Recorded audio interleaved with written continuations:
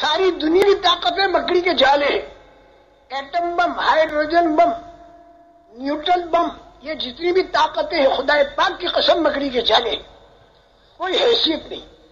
اور مکڑی جالا تنتی ہے ویران گھر میں.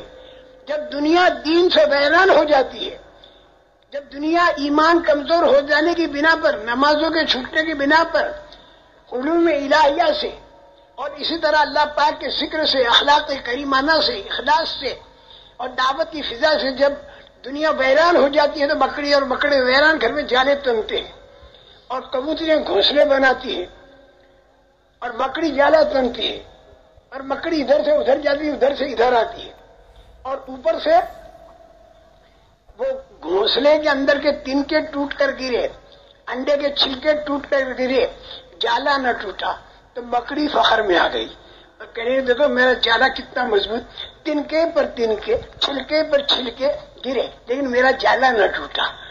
اب مکڑی ادھر سے ادھر جا رہی، ادھر سے ادھر آ رہی.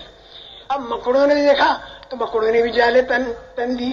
اب پورا گھر مکڑی مکڑوں کے جالے سے بھرا ہوا. اب پروگرام مکڑی مکڑوں کے بن رہے ہیں.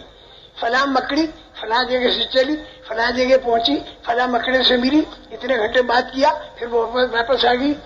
فلاں مکڑا فلاں جگہ سے چلا، فلاں مکڑے سے ملا، فلاں جگہ پر اتنے مکڑے جمع ہوئے.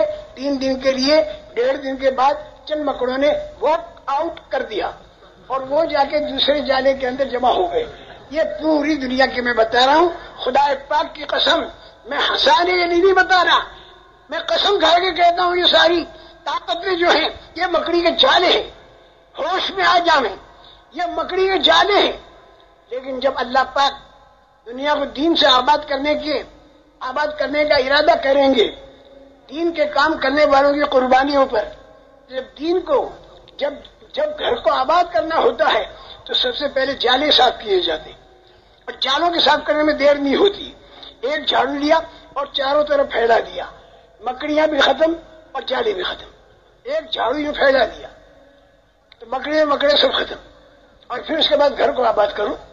گھر کو آباد کرنے سے پہلے مکڑی مکڑوں کے جالے صاف کیے جاتے ہیں.